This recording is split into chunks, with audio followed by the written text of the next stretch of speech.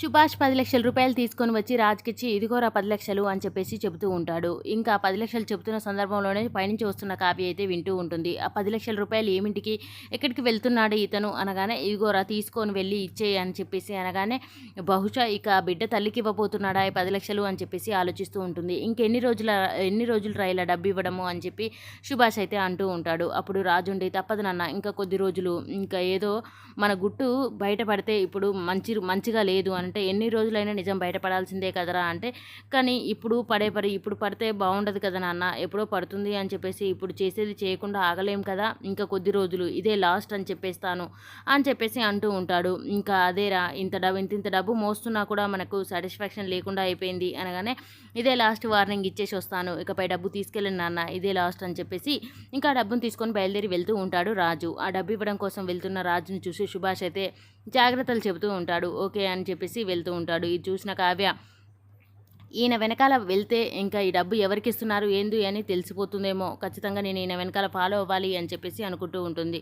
రాజు అయితే అక్కడి నుంచి కారు వేసుకొని బయలుదేరుతారు. కావ్య అయితే టకటక ఇంకా బ్యాగ్ తీసుకొని కిందికి వచ్చేసి, అమ్మమ్మగారు బాబు ఉయ్యల్లో నిద్రపోతున్నాడు, ఒకసారి కనిపెట్టండి అని చెప్పేసి చెబుతూ ఉంటుంది. నువ్వు ఎక్కడికి వెళ్తున్నావమ్మా అనగానే, వచ్చాక చెప్తాను అమ్మమ్మగారు అంటే, ఇంకా చెప్పవా ఇప్పుడు అనగానే, నేను మళ్ళొచ్చి చెప్తాను చూసుకోండి బాబుని అని చెప్పేసి పరిగెత్తుకుంటూ వెళ్ళిపోతూ ఉంటుంది కావ్య. ఇంకా రాజు అయితే ఇక తను అనుకున్న స్పాట్కి అయితే వెళ్ళిపోతూ ఉంటాడు. రాజ్ వెనకాలే ఇంకో కారులో ఫాలో అవుతున్న కావ్య కూడా తన వెనకాలే వస్తూ ఉంటుంది. రాజ్ అక్కడికి వెళ్ళి ఆ డబ్బులు తీసుకొని ఇంకా అలా అతని కోసం అయితే వెయిట్ చేస్తూ ఉంటాడు. కొద్ది దూరంలో కారు ఆపిన కావ్య పరిగెత్తుకుంటూ వచ్చి ఇంకా అక్కడ ఉన్న ఒక స్తంభం మధ్యలో నిలబడి రాజ్ని అయితే గమనిస్తూ ఉంటుంది. ఇంకా రాజ్ అయితే అతని కోసం వెయిట్ చేస్తూ ఉంటాడు.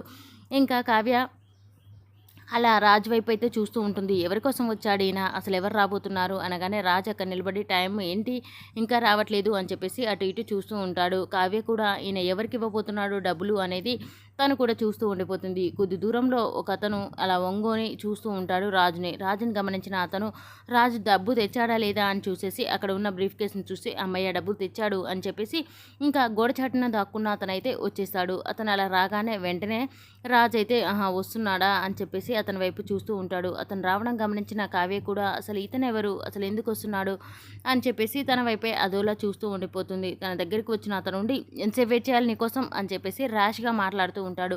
అలా మాట్లాడుతున్న అతన్ని పళ్ళున చెంపపై ఒకటిస్తాడు రాజు. రాజుకి చాలా కోపం వస్తుంది. అటు ఇటు రెండు తగిలించి ఇంకా గల్ల పట్టుకొని, ఒరేయ్ నువ్వు ఎక్కువ తక్కువ చేసావంటే ఇంకా ఏం చేస్తానో నాకే తెలియదు, ఇక్కడున్న చోటే చంపి పడేసి ఎవరికి తెలియకుండా ఎక్కడో పడేసి వెళ్ళేంత దమ్ము నా కాడుంది, కానీ నా కుటుంబం పరువు పోకూడదు అని చెప్పేసి ఇలా చేస్తున్నాను, గుట్టు రట్టు కాకూడదు అని చెప్పేసి నేను నీకు అణిగిమణిగి ఉంటున్నాను అని చెప్పేసి తన కాలర్ పట్టుకొని గట్టి వార్నింగ్ అయితే ఇస్తూ ఉంటాడు రాజు. ఇంకెక్కువ మాట్లాడేవే అనుకో చంపి పడేస్తాను అని చెప్పేసి గట్టిగా అతనైతే తిడుతూ ఉంటాడు. ఇంకా అలా తిట్టడం చూసేసి, సారీ సార్ సారీ అంటే, ఇంకెన్ని రోజులు ఇలా నీకు డబ్బులు మోయడం అనగానే, ఇంకెప్పుడు అడగను సార్ ప్లీజ్ సార్, సారీ ఇదే లాస్ట్ టైం సార్ అని చెప్పేసి అంటూ ఉంటాడు.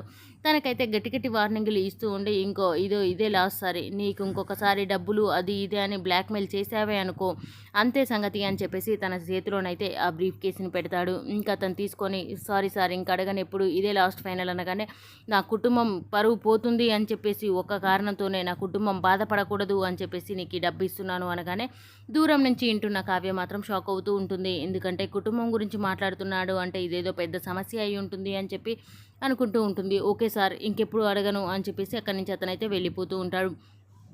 ఇంకా దూరం నుంచి చూస్తున్న కావ్య అయితే, ఇతన్ని పట్టుకుంటే నా సమస్య పరిష్కారం అవుతుందేమో అని చెప్పేసి అనుకుంటూ ఉంటుంది. రాజు వెనక్కి రావడం చూసేసి పరిగెత్తుకుంటూ మళ్ళీ వెళ్తూ ఉంటుంది కావ్య వెనక్కి. ఇంకా రాజు వచ్చి తన కారు తీసి తనైతే వెళ్ళిపోతూ ఉంటాడు. తను అలా వెళ్ళిపోవడం చూసేసి కావ్య అయితే పరిగెత్తుకుంటూ వెళ్ళి ఒక స్తంభం చాటుకైతే దాక్కుంటుంది. రాజు కంట్లో పడితే మళ్ళీ నేను ఇక్కడికి వచ్చానన్న సంగతి ఆయనకు తెలుస్తుంది అని చెప్పేసి దూరం నుంచి ఇంకా అలా తన వైపు అయితే చూస్తూ ఉండిపోతుంది. రాజు అయితే ఇంకా కారు వేసుకొని తను వెళ్ళిపోతూ ఉంటాడు. కావ్య ఉండి ఇక ఎలాగైనా అతన్ని పట్టుకోవాలి, అతన్ని అడిగితే సమస్య పరిష్కారం అవుతుందేమో అని చెప్పేసి అతన్ని పట్టుకోవడం కోసం ఇంకా రాజు అటు వెళ్ళిపోగానే వెంటనే పరిగెత్తుకుంటూ వస్తూ ఉంటుంది. అతడు ఇంకా అటు ఇటు చూస్తూ ఉంటుంది. అతడు ఎక్కడా కనిపించకుండా వెళ్ళిపోతాడు. అదేంటి ఇప్పుడే వెళ్ళాడు కదా ఎటు వెళ్ళాడు అని చెప్పేసి చాలాసేపు వెతుకుతూ ఉంటుంది. అయినా కూడా కనిపించడు. దొరికిన ఒక్క అవకాశం కూడా మిస్ అయింది అని చెప్పేసి ఏం చేస్తాను అని ఇంటికైతే వెళ్ళిపోతూ ఉంటుంది కావ్య. మరి ఇంటికి వెళ్ళిన తర్వాత రాజుతో ఈ విషయం మాట్లాడుతుందా, అసలు ఎవరు అతనికి డబ్బులు ఇచ్చిన అతను ఎవరు అనేది కనుక్కుంటుందా లేదా అనేది నెక్స్ట్ సీన్లో చూద్దాం. ఈ వీడియో కనుక మీకు నచ్చినట్లయితే please do subscribe. Thank you for watching friends.